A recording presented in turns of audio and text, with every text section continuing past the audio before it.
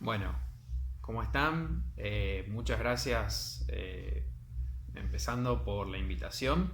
Mi nombre es Andrés Rosenthal, soy licenciado en psicología y además egresado del Instituto Clínico de Buenos Aires, soy psicoanalista. Bueno, y me invitaron un poco con la consigna de que repasemos algunos conceptos fundamentales del psicoanálisis, eh, con la idea de que, bueno, ustedes están entrando y cursando una carrera que es medicina, que tienen una materia que se llama salud mental y que ven un poco algunos de estos conceptos.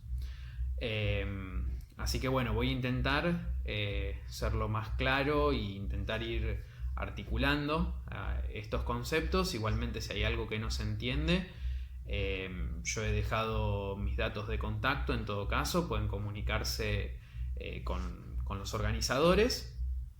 Y bueno, por ahí la propuesta es que si había algo que no se entendía, por ahí que les hagan llegar las preguntas y de última hacer otro video o bueno, buscar alguna forma quizás para rever alguna de esas cuestiones. Así que, bueno, empezando un poco, lo primero que me preguntaban era cierta definición del psicoanálisis.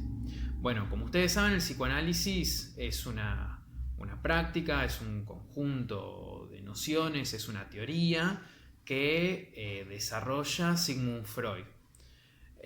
Quien fue, bueno, como serán ustedes el día de mañana, también un médico vienés que se había dedicado en un principio a la neurología, eh, pero luego, bueno, empieza a estudiar a partir de sus experiencias clínicas y médicas, y de cierto contacto con los psiquiatras de aquella época, ciertos fenómenos que no eran explicados a partir de las nociones médicas de ese momento.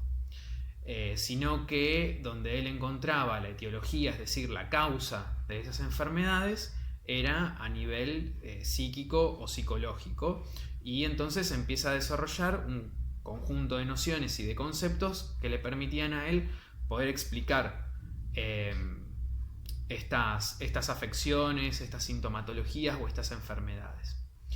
Entonces, el psicoanálisis, por ahí uno, o siguiendo a Freud en este caso, puede dar tres nociones. La primera noción es que es un método de investigación. ¿Un método de investigación de qué? De procesos anímicos, sobre todo inconscientes, que no son asequibles, es decir, no podemos entenderlo, no podemos arribar a ellos por otros métodos que no sean los del psicoanálisis. Quizás ahora hay un conjunto de ciencias o de otras teorías que arriban, digamos, o hacen uso de alguna de estas cosas, ¿sí? Pero el psicoanálisis es quien permite investigar a partir de sus conjuntos de nociones y de elementos teóricos estos procesos anímicos inconscientes. Entonces es un método de investigación. Por otro lado, es un método terapéutico, como les decía primero, y esto es fundamental porque Freud siempre avanza a partir de la clínica.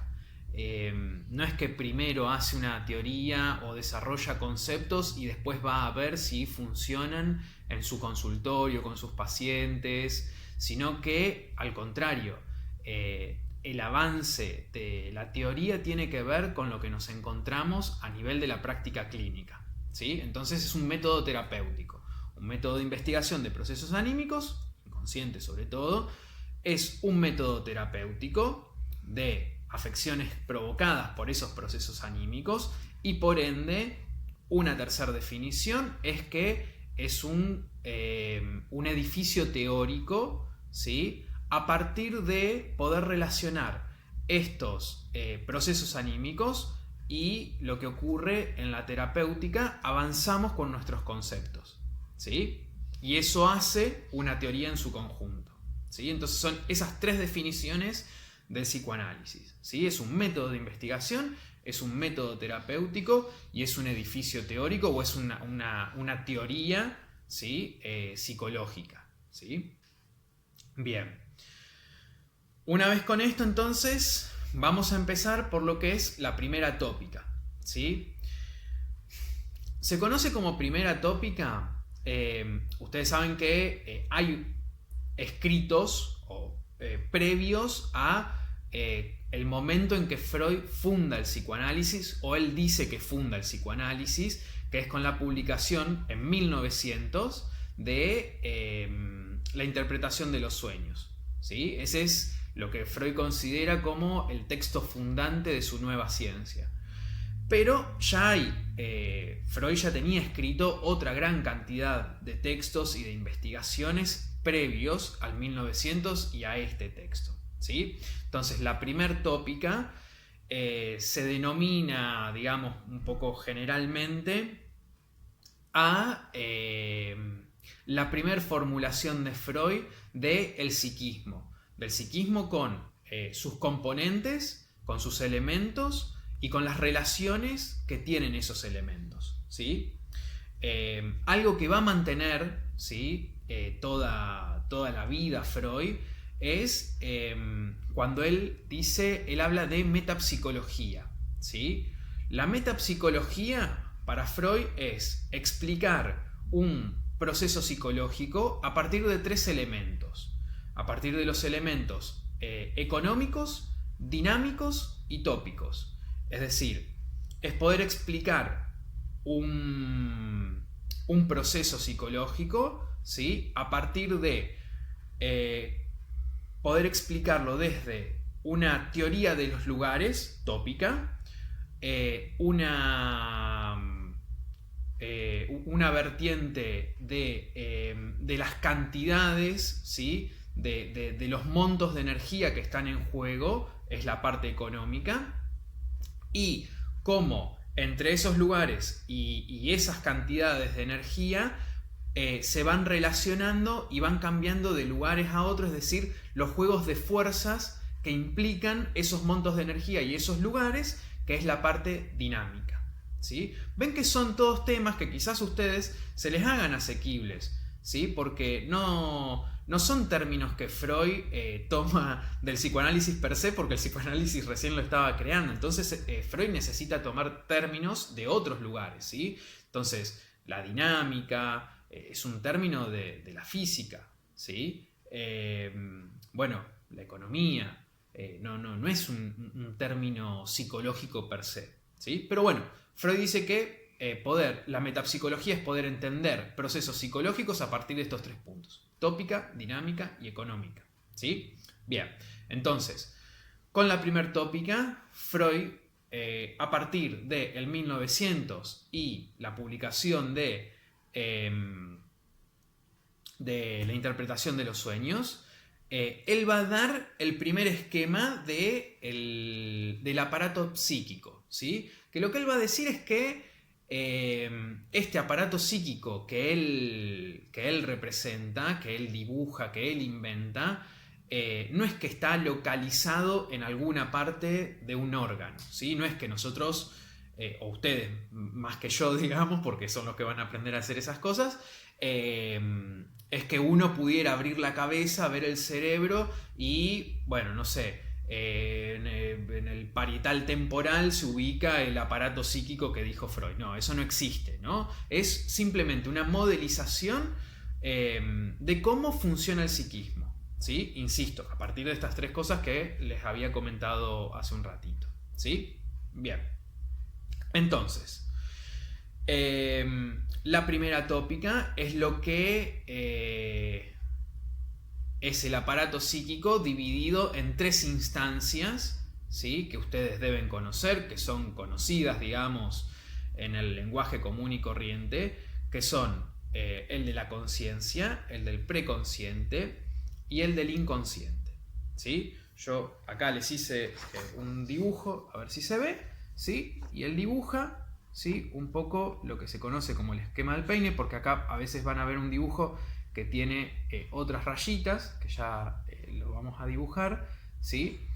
Y entonces, lo que estima Freud es que el aparato, entonces en esta primera tópica, la energía ingresa por este polo, ¿sí? Que él llama el polo perceptivo, ¿sí? Es decir, todo lo que nos es asequible a partir de los sentidos, ¿sí? Y trabaja de modo progrediente, es decir, de acá para allá, ¿sí?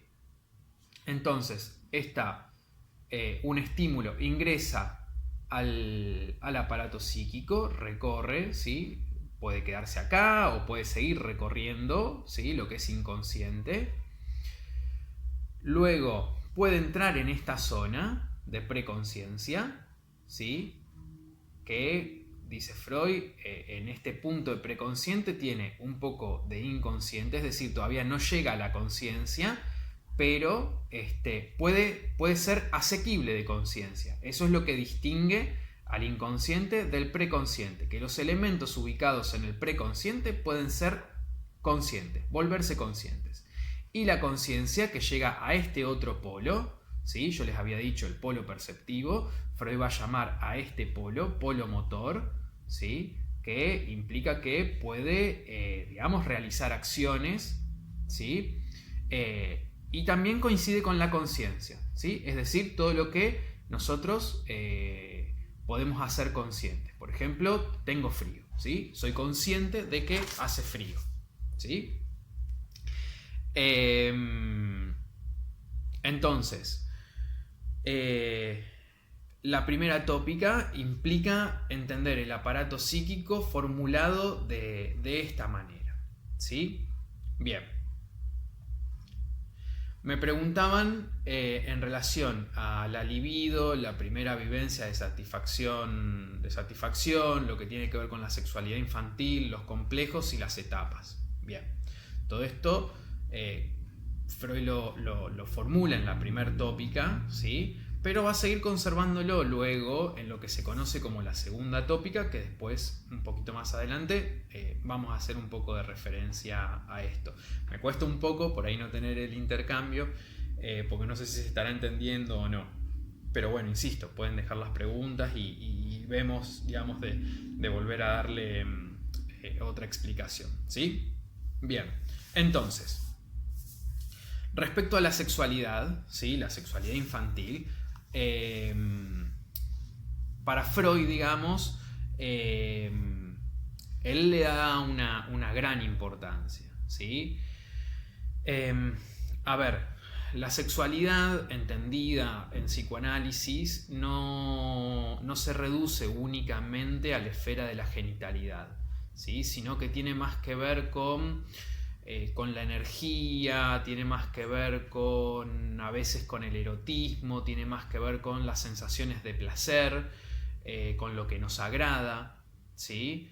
Es decir, es un tema que es más amplio y que no se reduce únicamente a la genitalidad, ¿sí? Por ahí, ahora cuando hablemos de las etapas, voy a intentar darles algunos ejemplos que seguramente son asequibles para su propia experiencia familiar, o que se acuerden de quizás tienen algún pariente que hayas tenido algún hijo hace poco, o bueno, alguna cuestión por el estilo, pero si no lo pueden ver, digamos, fácilmente, ¿sí? Entonces, bien, vieron que yo les decía que para Freud la metapsicología se basaba en tres cosas: tópica, ¿sí? Tópica, lugares, poder explicar, ¿sí? Un proceso psicológico a partir de dónde pasa, ¿sí? Pasa en el inconsciente, pasa en el preconsciente, pasa en la conciencia, pero luego ese elemento consciente es llevado al inconsciente. Bueno, poder explicar eso, ese movimiento de lugares, tiene que ver con la tópica en metapsicología, ¿sí? Bien, la cuestión de la dinámica, como le decía, esto de que se vayan interrelacionando fuerzas, pero lo que me interesaba es esta parte de la economía, tiene que ver con la libido, ¿sí? Y en esto entra en relación a lo que le decía específicamente respecto de la sexualidad, ¿sí? Para Freud, el aparato psíquico funciona a partir de libido. Libido es energía, ¿sí? Es energía y energía sexual, ¿sí? Insisto, piénsenlo, ¿sí? Más allá de la genitalidad, ¿sí? Entonces, ¿por qué, digamos, a partir de qué experiencia y entramos, digamos, en el desarrollo de las etapas, ¿sí? De la sexualidad y de la sexualidad infantil humana, ¿sí? ¿Qué es lo que nota Freud? ¿Sí? Para hablar, por ejemplo, ahora sí, de la primera etapa, ¿sí? Que es la etapa oral, ¿sí? Bueno, Freud dice, el niño nace, ¿sí? ¿Qué es lo primero que hace el niño? Bueno, se alimenta, ¿no? Bueno, respira, qué sé yo, pero digo, una de las primeras funciones que tiene que cumplir es la función nutricia, ¿sí? Entonces, los niños, los seres humanos y otros mamíferos, nacemos, o todos los mamíferos, nacemos con el instinto de la fruición, es decir, de poder tomar el pezón, ¿sí? Y llevárnoslo a la boca y hacer un chupeteo, ¿sí? Para conseguir el alimento. ¿Bien? Entonces, hasta acá lo que es del instinto, ¿sí? Ahora, ustedes bien pueden notar que el niño, ¿sí? Por ejemplo, cuando tiene hambre, ¿sí? Y no tiene asequible el pecho o el biberón, digamos, pero lo que fuera, empieza, por ejemplo, a chuparse el dedo, ¿sí? Entonces, lo que va a llamar Freud primera vivencia de satisfacción no es algo localizable, ¿sí? en el tiempo o que uno pudiera fechar, ¿sí? Lo que Freud refiere con primera vivencia de satisfacción es una experiencia mítica, ¿sí? Es decir, es un momento que Freud lo pone como hipótesis o como una conjetura para poder seguir adelante con sus desarrollos teóricos, ¿sí? Para poder pensar, ¿sí? Algo que ya no tiene que ver únicamente con el instinto, sino con lo que él va a llamar la pulsión, ¿sí? Y se diferencia pulsión e instinto, ¿sí? Entonces, la primera vivencia de satisfacción, ¿sí? Por ejemplo, supongamos la de el mamar, ¿sí? Luego, esa primera experiencia de satisfacción se divide, digamos, el instinto, es decir, poder alimentarse, del placer que uno consigue, ¿sí? Por el hecho de mamar, ¿sí? Entonces, ¿y en qué podemos ver esto? ¿Y en qué lo ve Freud, digamos? En que el niño toma la teta, ¿sí? Se alimenta, pero podemos verlo también en otro montón de situaciones, por ejemplo, cuando se va a dormir, que le dan un chupete, ¿no? Y se tranquiliza. O se va a dormir y se lleva el pulgar o el muñoncito, ¿sí? O alguna cosa a la boca y, ¿no? lo va chupando, ¿sí? Entonces eso le sirve a Freud para pensar que la pulsión se apuntala en determinadas zonas y en determinadas experiencias, ¿sí? Que ya no van a estar al servicio de la conservación de la vida, ¿sí? Como por ejemplo la de la alimentación, sino que van a estar al servicio de obtener un placer, ¿sí? Es decir, el ser humano, lo que va a descubrir Freud es que el ser humano no se rige únicamente como los animales, por ejemplo, que se alimentan para seguir viviendo, ¿no? O toman la teta de la madre para seguir viviendo, sino que los seres humanos realizamos ese tipo de acciones también, pero únicamente para obtener un placer. ¿Mm? Bien, entonces, un poco la etapa oral, ¿sí? La etapa psicosexual es de la sexualidad infantil, ¿sí? Adquieren el nombre a partir de una zona, ¿sí? Una zona del cuerpo que lo que va a decir Freud es que en ese tiempo esa zona es la zona directriz, ¿sí? Es decir, es la que comanda, es la que adquiere mayor importancia. No quiere decir que las otras no existan, pero esta es la de mayor importancia en ese momento de esa etapa psicosexual, ¿sí? Entonces, por eso, esta primera etapa que les comentaba en relación a el chupeteo es la etapa oral, ¿sí? Que es la primera. Y una cosita, en relación a nuestro esquema, o al esquema de Freud, la primer experiencia de satisfacción, la experiencia mítica de satisfacción, ¿sí? Y las siguientes que van a ir sucediendo, ¿sí? Las ubica aquí en el inconsciente, ¿sí? Bueno, acá, a ver, se los voy a dibujar un poquito porque si no, no me da, ¿sí? Pero van a ver que el dibujo, a veces cuando lo encuentren, se va a completar así, ¿sí? Son experiencias, entonces el niño tiene una experiencia, se registra.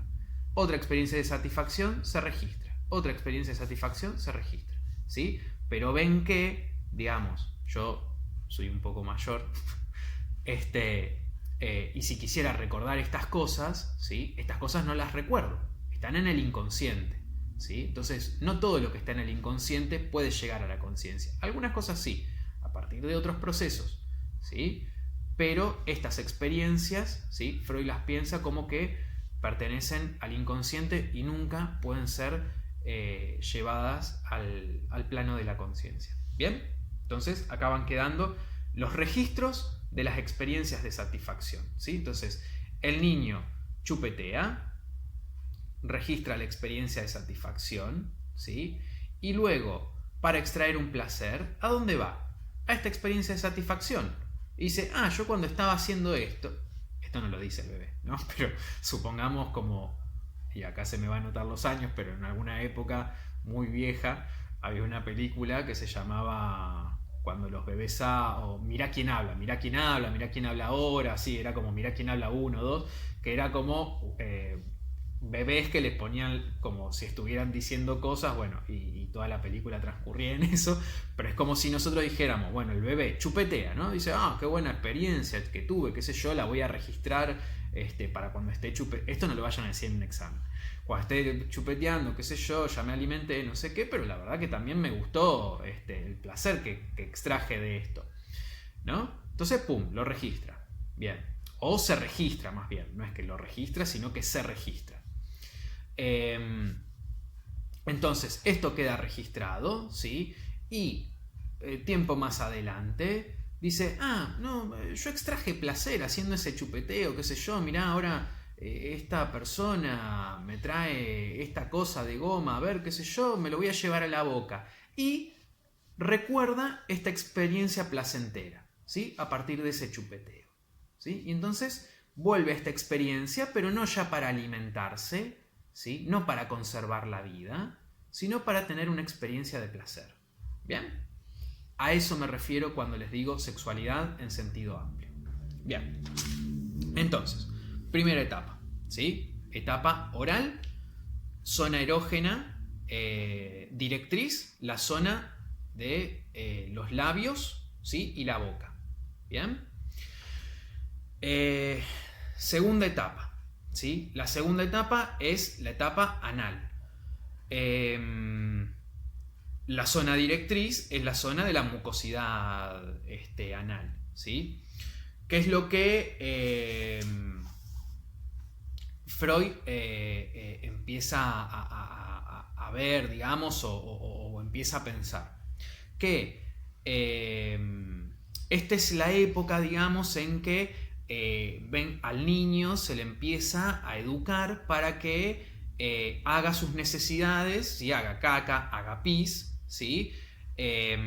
No todo el tiempo cuando se le ocurra, ¿no? Sino de decirle, bueno, ahora aguantate un poco, ya llegamos a casa, no hagas acá, hace acá, le compran esas pelelas, y todo ese tipo de cosas, ¿sí? Entonces, lo que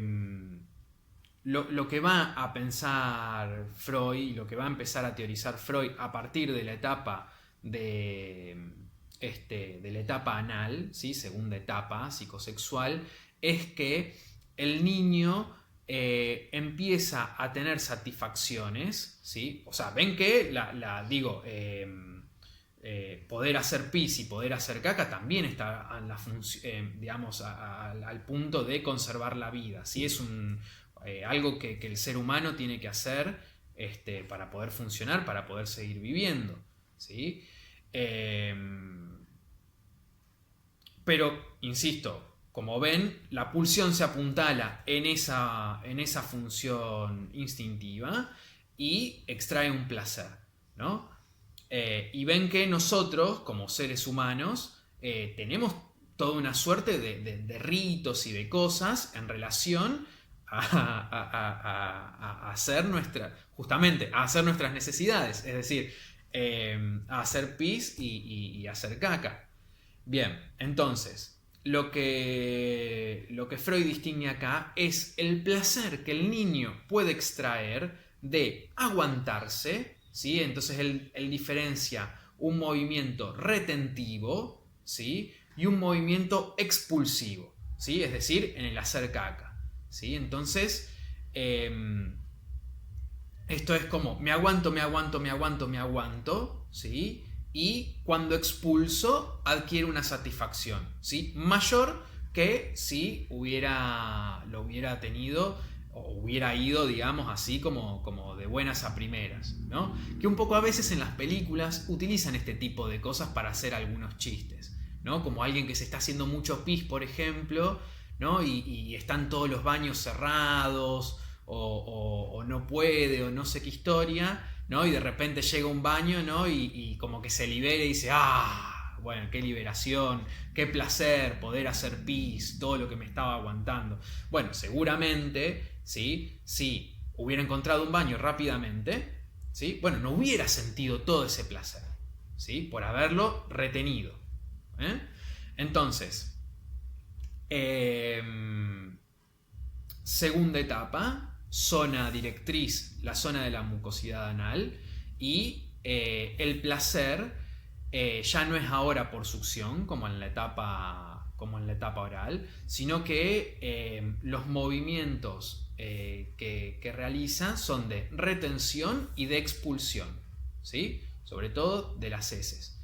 Acá se aplica también, empieza a aparecer el cuidado, ¿sí? de los padres, todo lo que tiene que ver con el cuidado de la higiene, estas cuestiones, ¿no? En relación a los desechos, digamos, de los seres humanos, ¿no? Que es el pis y la caca. Pero que se vuelven un componente libidinal en este punto, ¿sí? En que uno puede extraer un placer de eso.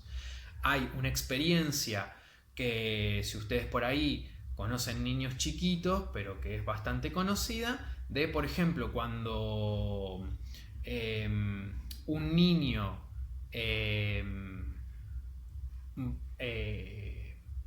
hace caca, ¿no? En la pelela ya no hace, digamos, no sé, ya le empiezan a sacar el pañal para que pueda empezar a aprender a hacer en otros lugares, o sea, no hacerse encima, sino hacer ahí en ese lugar. Y cuando hace en ese lugar, agarra y llama a la madre o llama al padre y le dice, mirá qué lindo lo que hice, ¿sí? O mirá este regalito, ¿sí? Y el padre o la madre le festeja. Bueno, ustedes, digo, van a ser médicos, probablemente, como si alguno se va a dedicar a la pediatría, les va a tocar esto, ¿no? De madres o padres que van a venir y le van a decir que están preocupadas porque el nene no hace caca o porque hace mucha caca pero en cualquier lado, o no deja los pañales o deja los pañales. Bueno, todo eso tiene que ver con esta parte de la vida, ¿sí? Con esta fase del desarrollo psicosexual, ¿sí? Y entonces acá empieza a haber también otra satisfacción que ya no es solamente la satisfacción que uno extrae del cuerpo, en esto que yo les decía de la retención y de la expulsión, sino de la satisfacción de poder resignar un placer que yo puedo obtener por mi cuerpo a condición de ser recompensado por otra persona. ¿Sí? Entonces, yo, ok, digamos, soy un niño, ¿sí? Y digo, bueno, está bien, voy a hacer caca en esa pelela en vez de hacerme caca encima y que me limpien y ser el rey de toda esta casa y que me limpien y me pongan perfumito y qué sé yo, está bien, yo voy a resignar todo eso. Voy a resignar todo eso y voy a hacer caca en esa pelela horrible que me dejaron ahí y qué sé yo, ¿sí? Ahora, quiero mi recompensa. Y entonces ustedes ven a la mamá o al papá o al tío, estas cosas.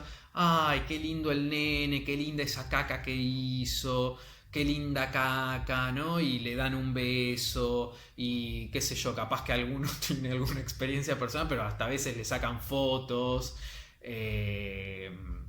Bueno, no sé, todo ese tipo de cosas, ¿sí? Entonces, bueno, esa satisfacción también, ¿sí? Ya no propia de la experiencia corporal, sino a partir de la experiencia con los otros, mamá, papá, tíos, abuelos, hermanos, etcétera, ¿sí? Bien, esta es la segunda etapa. Primera etapa, fase oral. Fase oral, succión, órgano rector, labios y boca. Segunda etapa del desarrollo psicosexual, etapa anal, zona rectora, la mucosidad anal y satisfacción por retención y expulsión de las heces, también incluye la micción, pero también empieza a aparecer la posibilidad de resignar un placer a condición de servirse de otro a partir de los padres o quien los estén cuidando y estas cosas, ¿sí? Bien. Tercera etapa, que es la etapa fálica, ¿sí? La etapa fálica, ¿por qué Freud la llama etapa fálica y no, como veníamos diciendo, etapa oral, etapa anal? Sería, no sé, ¿por qué no le dice etapa peniana o etapa clitoridiana, ¿no? Sino que dice etapa fálica. ¿Por qué? Porque una de las teorías sexuales infantiles tiene que ver con que Freud, es la idea de Freud, que tanto para niños como para niñas hay un solo órgano y es el pene, ¿sí?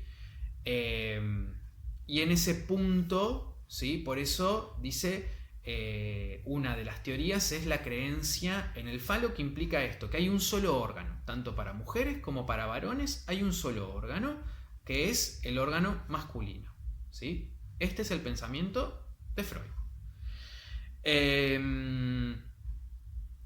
Bien, entonces, etapa fálica, zona rectora, el pene en los niños y el clítoris en las niñas, ¿sí? Freud ahí utiliza toda una suerte de ideas biológicas, digamos, de su época, que supuestamente planteaban, o en realidad anteriores, digamos, pero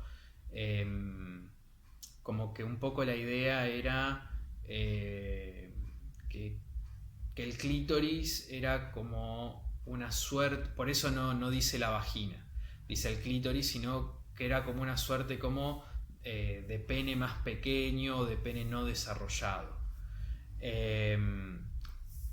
Y lo que encuentra Freud es que el clítoris sería como el equivalente al pene en el hombre, ¿sí? Entonces, para las niñas, la zona rectora es el clítoris, que la idea de la niña es que eso es un pene chiquito, un pene que no creció, Y para los niños el pene es un pene común y corriente. Entonces la zona rectora es esa, ¿sí? Y la actividad de placer que se extrae de eso es a partir del toqueteo de esas zonas, ¿sí? Entonces también pueden encontrar un niño,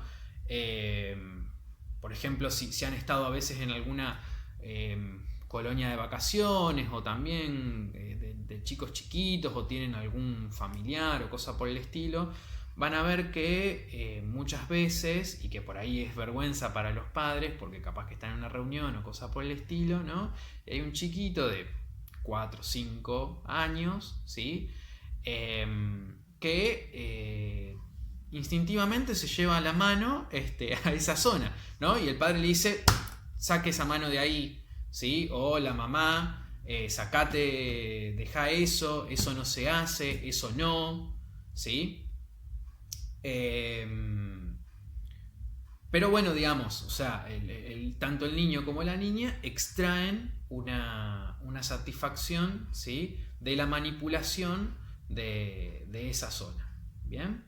Entonces tenemos ahí esas tres más o menos etapas. Es un poco más profundo, pero insisto, la idea es un poco es que quizás puedan entender, digamos, estas cosas, ¿sí? O cuando vayan a los textos por ahí, bueno, esto me suena, o cosa por el estilo, ¿sí? Y entonces tienen, en principio, estas tres primeras etapas: la etapa oral, la etapa anal y ahora la etapa fálica, ¿sí? Bien. Entonces, y estas etapas corresponden a lo que es la sexualidad infantil, ¿sí? Sexualidad que se apuntala, ¿sí? En los instintos naturales. Freud los va a esta parte más instintual, incluso Freud la denomina como pulsiones de autoconservación, ¿sí? Pero que se apuntalan en esto para desprenderse con el mero fin de obtener un placer, ¿sí? Y son las pulsiones sexuales, ¿sí? Que buscan el placer y no la autoconservación, ¿sí? Y ahí tienen un primer dualismo pulsional que refiere esta primer tópica entre las pulsiones de autoconservación, las que tienen que ver con la conservación de la vida, ¿sí? Y las pulsiones sexuales que tienen que ver con la finalidad, con encontrar un placer. ¿Bien? Entonces, estas son estas etapas, ¿sí? Que corresponden a la sexualidad infantil, y lo que va a empezar a darse en la etapa fálica corresponden a los dos complejos, que son el complejo de Edipo y el complejo de castración, ¿sí? El complejo de Edipo, a ver, es bastante conocido, ya forma parte de nuestro lenguaje más o menos cotidiano. Lo que hay que entender es que es toda una configuración, ¿sí? Ideativa que el niño posee a esa altura de la vida, y le permite entender el mundo, ¿sí? De esa forma. Es decir, es un complejo, es decir, es un entramado de ideas que el niño posee para poder explicarse el mundo, ¿sí? El complejo de Edipo entonces tiene que ver con que el niño, ¿sí? Dirige sus pulsiones sexuales o sus pulsiones eróticas hacia el progenitor contrario, el niño hacia la madre, y bueno, en la niña es un poco más complicado. Ahora vamos un poco a eso, pero digamos, tomemos el Edipo clásico, ¿sí? Que sería el del niño, que es el que Freud más desarrolla. Entonces el niño se dirige hacia la madre y ve al padre como un interdictor de ese placer que podría obtener. El niño se dirige a la madre, digamos, pero porque es el objeto que tiene a mano. O sea, el objeto, digamos, no porque sea un objeto, sino cuando hablamos de de objetos es decir, lo que encuentra la pulsión, ¿sí? Para poder satisfacerse, ¿sí? Entonces, se dirige a la madre, pero porque es digamos, el objeto que tiene a mano, ¿sí? Por eso luego, después de este momento, después del complejo de castración, que ya vamos para allá, es cuando se ingresa, coincide con el ingreso a la primaria, ¿sí? Entonces después ya pasa a ser la señorita del preescolar, la maestra de primer grado y todas estas cuestiones, ¿sí? Pero entonces el niño, complejo de Edipo, dirige sus pulsiones eróticas hacia la madre y dirige sus pulsiones hostiles, ¿sí? Hacia el padre, viéndolo como un competidor por el amor, ¿sí? De la madre. ¿Cuál es la idea de Freud? La idea de Freud es que el mundo empieza a tener que ver con esto, ¿sí? Se dan toda una serie de situaciones. Todas estas cuestiones, por ejemplo, que si se discuten sobre el colecho y todas estas cuestiones, bueno, tienen que ver también con estas cosas, ¿sí? Entonces, el niño, por ejemplo, se pasa a la cama, ¿no? Y empiezan a llevarlo de vuelta a la cama para que duerma solo. Bueno, todo esto. Y entonces, ¿qué va pasando? Bueno, el niño dirige sus pulsiones sexuales a la madre y va recibiendo distintas amenazas respecto de esto, ¿sí? Acuérdense que también estamos en la etapa fálica, ¿sí? Entonces, todas estas cuestiones del toqueteo o de rozarse, ¿no? Y va recibiendo una cantidad de intervenciones respecto de esto. No hagas esto, te lo voy a cortar, sacate la mano de ahí, se te va a caer. Es decir, el niño va recibiendo amenazas respecto a que podría perder ese órgano, que en ese momento es muy importante. Acuérdense que lo que les dije de la zona rectora, ¿sí? Entonces, va recibiendo amenazas, pero Freud dice, no acusa recibo, ¿sí? Le dicen, no, se te va a caer, te lo voy a cortar, ya vas a ver cuando venga tu padre, te va a agarrar con una tijera, lo voy a llamar al doctor, ¿no? Freud dice todo este tipo de cosas. Y dice, el niño hace como si nada. Hasta que dice que en algún momento, por el nacimiento de una hermanita, o porque ve una vecinita, o porque ve a alguna compañera de juego, es decir, porque ve a una nena, ¿sí? Que ve que no tiene un pito como tiene él, ¿sí? Dice Freud que lo que interpreta, la interpretación que cabe para ese momento, es que rectifica esa amenaza, resignifica esa amenaza, que antes no le daba crédito, y dice, esta niña, acuérdense, que la creencia universal en el falo, niñas y niños tienen pene, es sobre esta base, si no, no se entiende. Como todos tenemos pene, esta chica no tiene pene. Debe ser verdad entonces lo que me estaban diciendo de que si yo me sigo tocando, va a venir alguien y me lo va a cortar, o va a venir alguien y me lo va o se me va a caer, o va a venir el doctor y me lo va a amputar. Entonces, como veo eso, resignifico esa amenaza y digo, sí, esto debe ser verdad.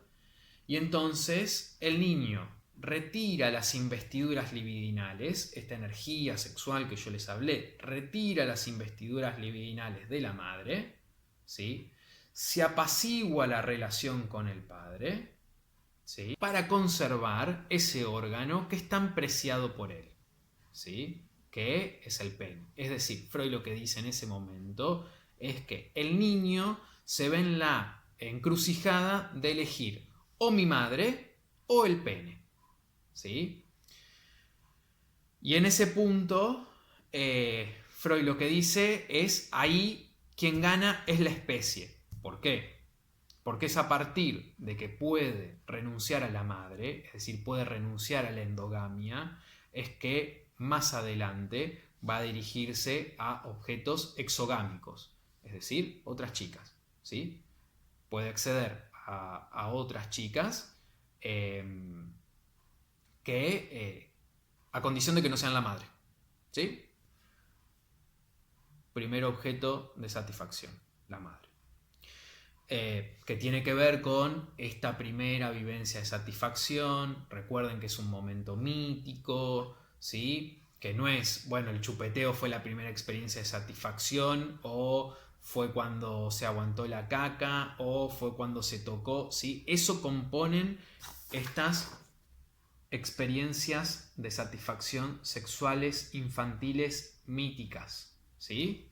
Míticas en el sentido de que no podemos registrar eso, ¿sí? El ser humano, nosotros, no tenemos un registro consciente de eso, pero Freud dice, bueno, esto tiene que haber pasado de esta forma, y a partir de que yo puedo decir que supongo esta forma, es que, bueno, desarrollo toda esta teoría, ¿sí? Bien, entonces, complejo de Edipo, que tiene que ver con esto.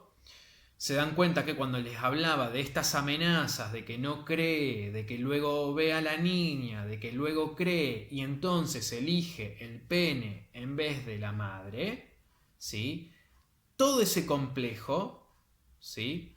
Es el complejo de castración, ¿sí? Entonces, complejo de Edipo, disposición erótica a la madre, hostilidad hacia el padre. Complejo de castración es toda esta parte cuando el niño empieza a creer que puede perder su pene si le da riendas sueltas al complejo de Edipo, ¿sí? Y por creer en el complejo de castración, ¿sí? Dice Freud que el niño pone término al complejo de Edipo, ¿sí? Lo que Freud dice es que incluso hay un texto que es de Freud que se llama El sepultamiento del complejo de Edipo, en donde dice, bueno, el complejo de Edipo se sepulta, ¿sí? Bien, ¿qué es lo que ocurre para que entiendan esto de las etapas psicosexuales, las experiencias de satisfacción y todo esto? Este primer dibujo con el que arrancamos, ¿sí? En realidad es el dibujo terminado. Lo que Freud supone en la infancia, ven que me falta una barrera, ¿sí? Entonces Freud dice, tenemos las etapas de satisfacción, ¿sí? Psicosexuales infantiles, que se van registrando hasta este momento, ¿sí? El niño es inconsciente consciente, ¿sí? Esto lo pueden notar en cualquier chico, hace caca donde se le cante, se hace pis en los pañales, se lleva la mano al pito, lo que fuera, bueno, todo este tipo de cosas, ¿sí? Es decir, no tiene vergüenza de tocarse el pito o de mostrar su caca o lo que sea, ¿sí? No tiene asco, ¿no? No le da asco la caca, o se tira al barro y anda en chiquero, o no sé, qué sé yo, capaz que tienen un perrito en la casa y le tira con la caca al perrito y a la madre y a todo el mundo. Y no tiene, digamos,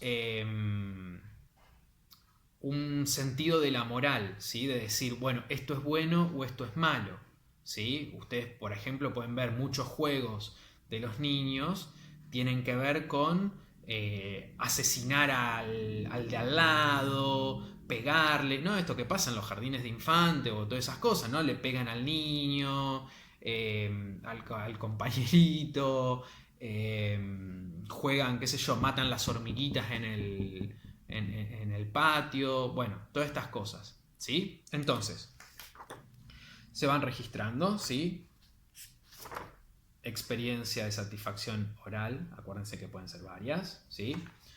Experiencia de satisfacción anal, ¿sí? Experiencias de satisfacciones fálicas, que acá nos coincide con complejo de Edipo, ¿sí? Aparece el complejo de castración, ¿sí? y el complejo de Edipo se sepulta. ¿Qué es lo que queda en el lugar del complejo de Edipo? Bueno, Freud lo que dice es que lo que aparece en el lugar del complejo de Edipo, ¿sí?, es una instancia que Freud va a llamar ideal del yo, ¿sí?, que hasta este momento el niño funcionaba a partir de lo que Freud llama yo ideal, ¿sí?, que es que el niño es lo mejor del mundo, ¿sí? El niño, incluso Freud tiene una, en realidad retoma el título de una pintura, que la pueden buscar en Google, que se llama Su Majestad el Bebé, ¿no? Y él dice, el niño es un déspota, hace lo que quiere, mea, caga, chupetea, se toca sus partes, hace lo que quiere, ¿sí? Hasta complejo de castración. ¿Por qué? Ojo, vas a perder eso que es muy preciado para vos. Sepulta el complejo de Edipo. Entonces, todo esto que venía siendo regido por el yo ideal, ¿sí?, no hay miramientos ni del asco, ni de la vergüenza, ni de la moral, ¿sí? Entonces, lo que va a venir al lugar del complejo de Edipo, ¿sí?, es una instancia que Freud la va a llamar ideal del yo, que es esta barrera, ¿sí?, que va a dividir lo que es la conciencia del inconsciente, ¿sí? Y todas estas experiencias sexuales infantiles van a quedar para siempre en el inconsciente, ¿sí?, y nunca van a retornar de forma cruda y como tales a la conciencia, ¿sí? ¿Por qué? Porque esto tiene que ver con las experiencias sexuales infantiles, ¿sí? Que si nosotros reviviéramos esto, ¿sí?, reviviría la amenaza de castración, ¿sí?, y otra vez se plantea la misma posibilidad. No, si yo le hago caso a estas cosas, voy a perder esto que es tan importante para mí. Lo dejo de lado, resigno esa satisfacción, ¿sí?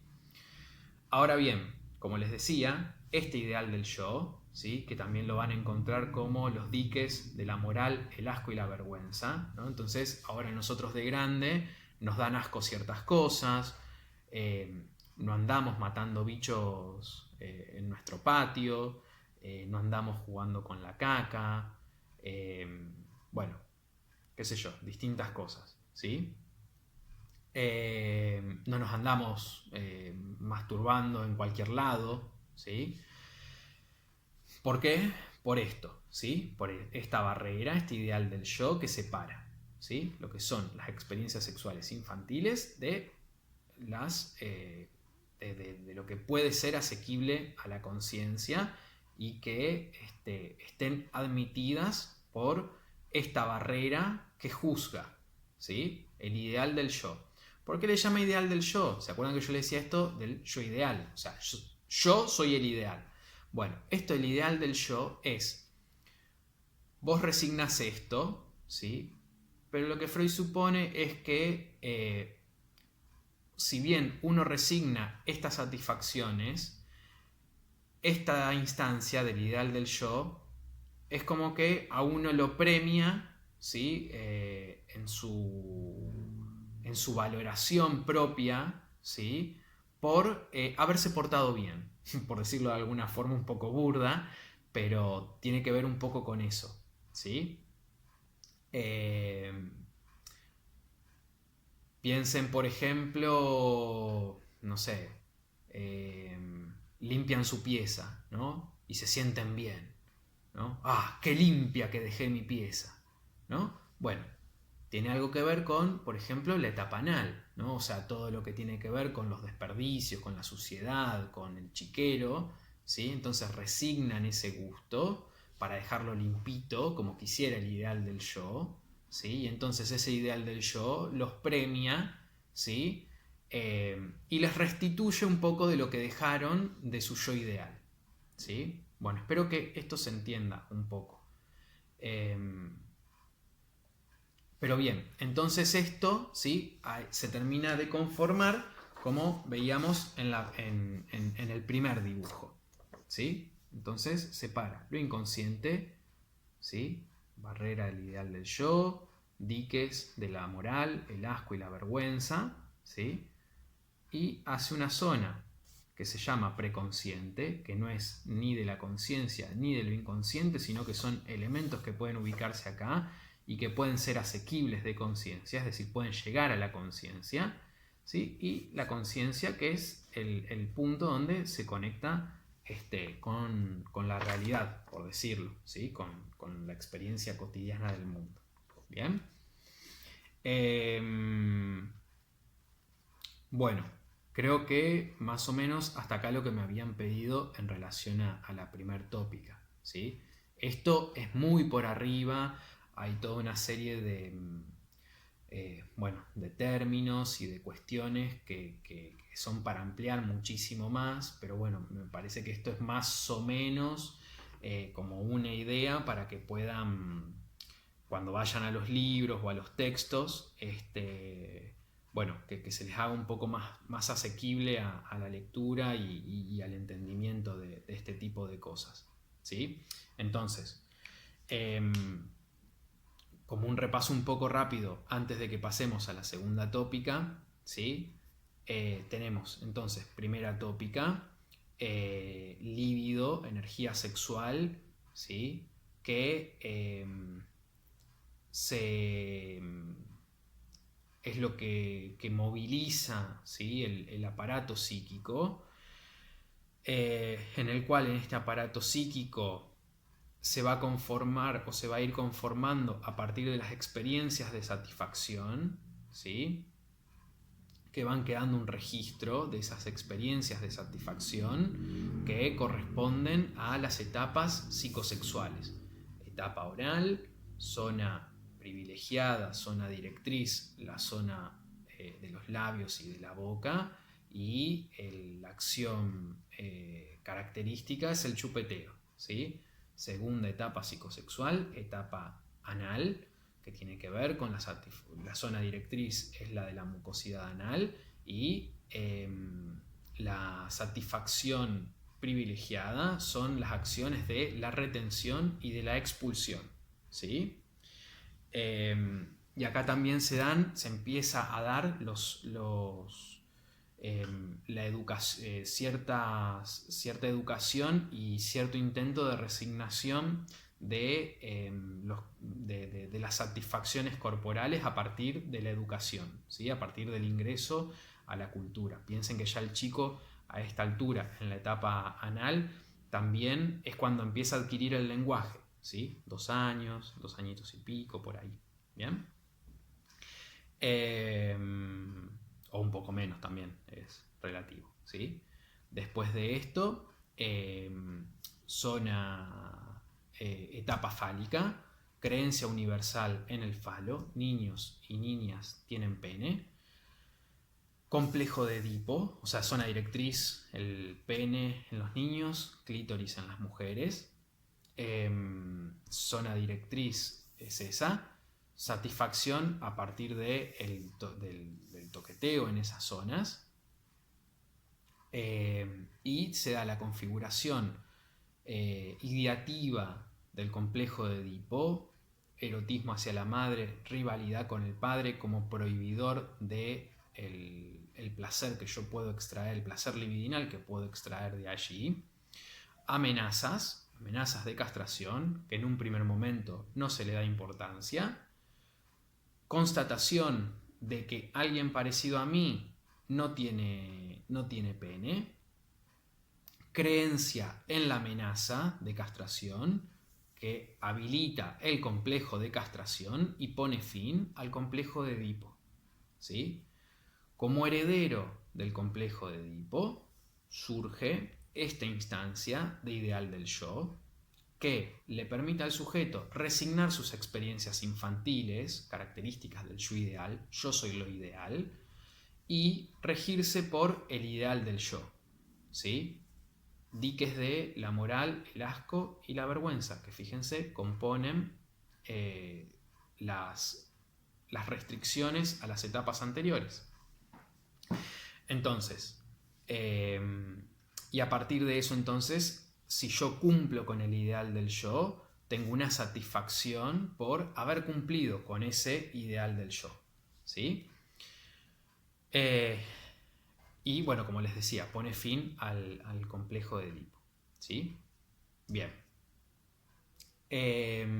Me acabo de acordar que dejé un poco de lado de cómo pasa con lo de la niña. A Freud acá un poco se le queman un poco los papeles. Nunca llega a teorizar del todo el complejo de Edipo en la niña, y tampoco le convence mucho lo que termina de escribir. Él tiene unos textos bastante tardíos en que intenta retomar la cuestión de la feminidad, pero lo cierto es que queda como un poco a mitad de camino en relación a esto. Rápidamente, lo que les puedo comentar es que vieron que yo les decía que cuando tomábamos esto del complejo de Edipo y el complejo de castración era en la versión niño. Para la versión niña, es decir, el complejo de castración pone fin al complejo de Edipo. Bueno, lo que Freud va a plantear es que en el caso de la niña es al revés. Lo que dice Freud es que, acuérdense que Freud sigue sosteniendo en la primacía universal del falo, en la creencia de que hay un solo órgano. El niño nunca se anoticia, ¿sí?, de que puede haber otro órgano que no sea el pene. Entonces, lo que dice en ese momento, lo que piensa Freud es que lo que hace la composición, como se da en el caso de la niña, es que primero es el complejo de castración, ¿sí? Es decir, la niña lo que nota, también por constatación, ¿sí?, dice, o bien cree que la hicieron defectuosa, o bien cree que la madre le hizo un perjuicio, ¿sí? Ahí Freud también le da, por eso les digo que hay cosas que son como un poco más complejas y más requerirían más tiempo, digamos, pero Freud le da mucha importancia a lo que él va a llamar ligazón madre en la niña, que lo que dice es que es mucho más intensa en el niño con la madre, en el varón con la madre, es muy posterior. La niña con la madre es muy anterior esa relación que tienen, ¿sí? Entonces, la niña entra primero en el complejo de castración, culpándole a la madre por haberla hecho defectuosa o por no haberle dado ese pene que tiene el chico y que es muy valorado. Y entonces, por odio hacia la madre, es que se dirige al padre, ¿sí? Es decir, entra al complejo de Edipo a partir del complejo de castración. Ven que es al revés que en el niño. El niño entra en el complejo de Edipo y sale por el complejo de castración. En la niña entra por el complejo de castración, le dice a la madre: vos me hiciste defectuosa, la culpa es tuya, no te quiero más, sos una mala persona, me voy con mi papá, ¿sí? Complejo de Edipo: odio al progenitor del mismo sexo, amor al progenitor del sexo contrario. Se dirige al padre y lo que Freud dice ahí es para recibir lo que le fue vedado por la madre, que es el pene. Dice, pero el padre no puede darle el pene, entonces lo que la niña va a esperar del padre, ¿sí?, es un hijo, ¿sí? Que ven que configura, digamos, un poco la situación del complejo de Edipo más o menos como lo conocemos, ¿sí? Y en esto ustedes pueden ver a veces esas situaciones en las que el padre le hace regalos a la nena, le regalan muñecas y todo ese tipo de cosas, ¿sí? Este es el pensamiento de Freud. Y a Freud mismo no le termina de cerrar mucho toda esta cuestión. lo que dice entonces es, bueno, entonces ¿cómo finaliza el complejo de Edipo si no tiene el complejo de castración? Porque el complejo de castración es lo que la hizo entrar. Entonces, ¿cómo finaliza el complejo de Edipo? Sobre todo pensando que es lo que instala el complejo de castración en el niño, es lo que instala es esa barrera del ideal del yo, que es lo que va a regir un poco la vida en sociedad. Bueno, lo que dice Freud en ese punto es que la niña espera el hijo del padre, un hijo que nunca le da, y un poco dice, bueno, termina como desgastándose en eso que nunca va a llegar, ¿sí? Y a partir de eso, de ese desgaste, es que puede dirigirse posteriormente a otros hombres y obtener ese hijo que le fue, digamos, que nunca se le dio en aquel momento, ¿sí?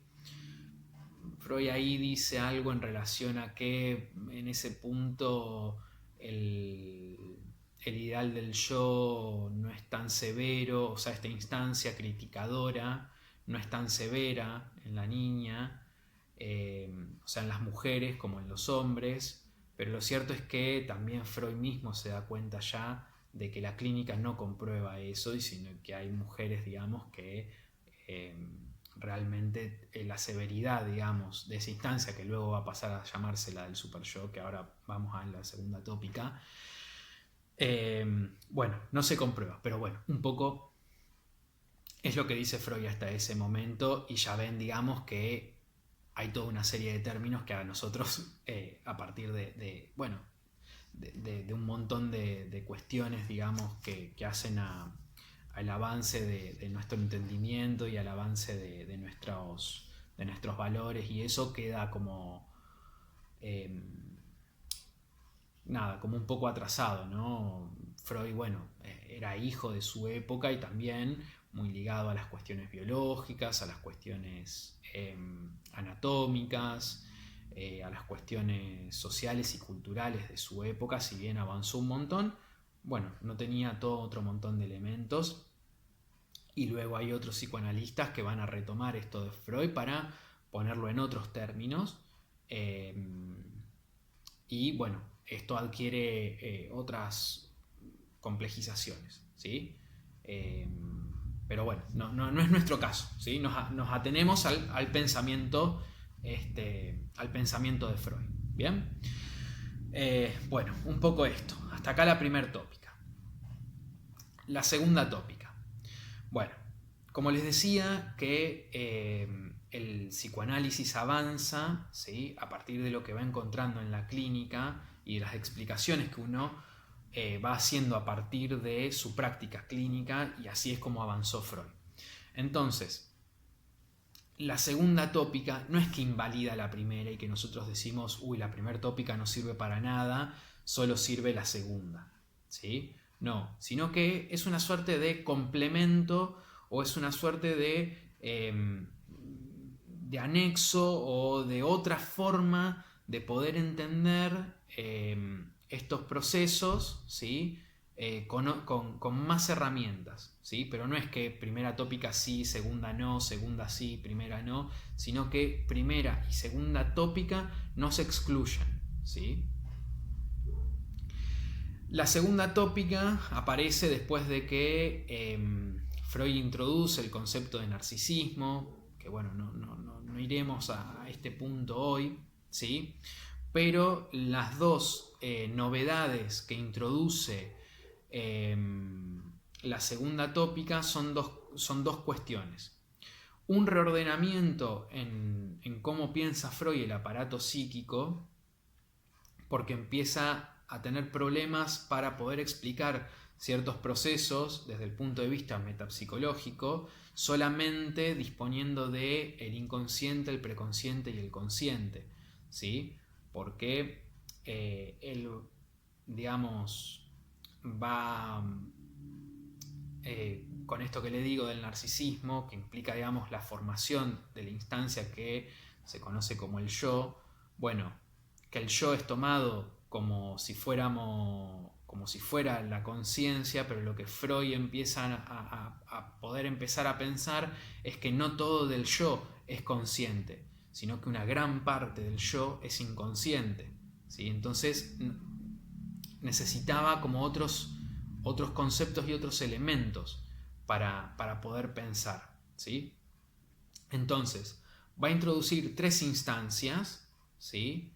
La verdad que esta vez no les hice dibujitos porque es mucho más difícil, porque parece un riñón, es un dibujo un poco feo el que hace Freud, pero bueno, va a distinguir entre 3 instancias, ¿sí? Insisto, que no es que invalidan las otras, sino que es para pensar junto con las otras, que son la del yo, la del ello y la del super yo, ¿sí? Básicamente y gruesamente, el ello, ¿sí?, corresponde a lo que hablamos en relación al inconsciente, ¿sí? Gran parte del ello corresponde a todas estas cuestiones del inconsciente, a las experiencias de satisfacción sexuales infantiles, a la pulsión, a la libido, ¿sí? Eso tiene que ver con el ello, ¿sí? El yo, lo que va a pensar Freud es que es la capa más exterior, o sea, se crea a partir del ello, ¿sí? Hagan de cuenta que, a ver, es como si yo les dibujara, por ejemplo, ¿sí? Tenemos esto así, ¿sí? Que sería, por ejemplo, todo ello, ¿sí? Y se va dibujando el yo a partir de un proceso que se llama identificación, supongamos que en esta parte, ¿sí? Digamos que esto es la realidad, o sea, el mundo, ¿sí? Y en esta parte se va haciendo como una capa, ¿sí? A partir de identificaciones, que, bueno, no sé si se los tenía que explicar o no, pero bueno, en última instancia después me lo dicen, se va haciendo una capa, que es el yo, ¿sí? Entonces, les queda el ello, esta capa, que es el yo, a partir de las identificaciones, y acá tenemos el mundo, ¿sí? Acá el yo, ¿sí? El ello, que interactúa con el mundo, y a partir de un proceso que se llama identificaciones, va generándose el yo, ¿sí? Pero parte de esas identificaciones corresponden al inconsciente, ¿sí? Bien. Es decir, no todo es consciente en el yo, ¿sí? Bien, entonces, el complejo de Edipo, vieron que yo les dije que lo que queda del complejo de Edipo, ¿sí?, en esos diques de la vergüenza, la moral, el asco, que dividían entonces el aparato psíquico en inconsciente, preconsciente y consciente. Bueno, a esa instancia que juzga, que dice esto no, bien acá, mal acá, te voy a castigar, te voy a premiar, todo esto, a esa instancia heredera del complejo de Edipo, ¿sí?, le va a llamar super yo. ¿Sí? Entonces, a ver, hagamos una línea acá, supongamos, ¿sí?, y le va a poner super yo, ¿sí?, que es la encargada de todo ese juzgamiento y esa crítica, ¿sí?, como también de premiar al sujeto cuando hace cosas que están de acuerdo con el super yo. Bien, esta es una primera novedad en la segunda tópica, ¿sí? Tópica porque ven que dibuja nuevos espacios, ¿sí? A eso se refiere con tópica. Entonces, segunda tópica, ello, yo y super yo. Primera novedad. Segunda novedad, es un nuevo dualismo pulsional. ¿Se acuerdan que yo al principio les había dicho, primer dualismo pulsional, pulsiones de autoconservación y pulsiones sexuales, ¿sí? Unas están al servicio de la vida y las otras están al servicio del placer, ¿sí? Lo que Freud, por distintas experiencias que va encontrando, ¿sí?, empieza a pensar que el psiquismo no se rige únicamente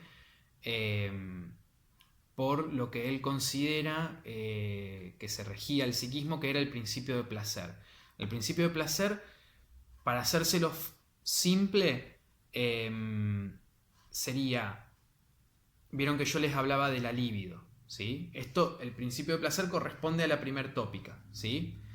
Que dijimos, tenemos nuestro aparato psíquico, primer tópica, nuestro aparato psíquico, ¿sí? Que funciona con una cantidad de energía, libido, ¿sí?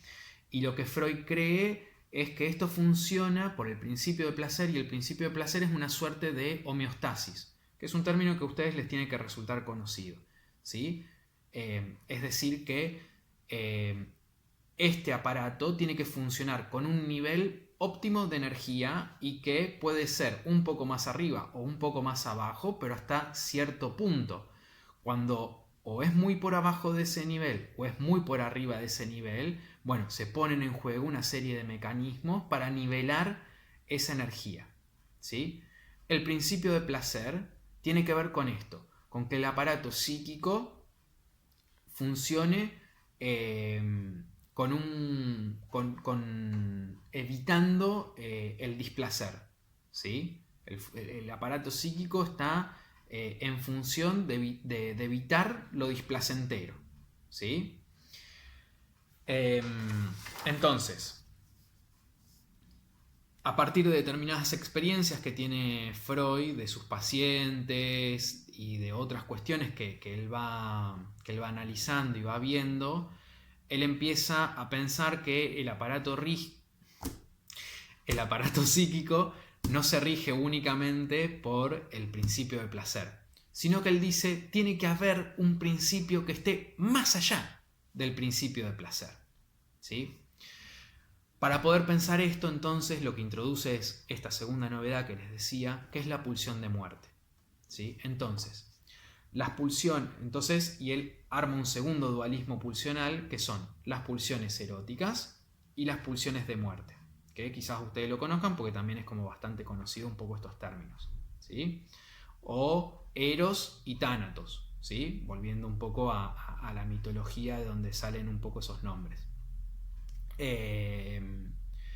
Entonces, pulsiones eróticas van a quedar reunidas el primer dualismo pulsional, ¿sí? Va a reunir el primer dualismo pulsional, o sea, en las pulsiones eróticas van a quedar las pulsiones de autoconservación y las pulsiones sexuales, ¿sí? Y la otra pulsión es la pulsión de muerte, que quizás nosotros a veces le damos como un tinte moral, ¿sí? A la pulsión de muerte, pero Freud la utiliza para explicar otra cosa, ¿sí? Así como yo les hablaba de un momento mítico de la primera experiencia de satisfacción sexual, Freud lo que piensa es que así como funcionaba el aparato psíquico por una homeostasis, bueno, ahora funcionaría por lo que él dice o piensa una suerte de principio de nirvana, ¿sí? Que es reducir, o sea, que el psiquismo lo que quiere, o el organismo lo que quiere, es volver a un estado de excitación cero.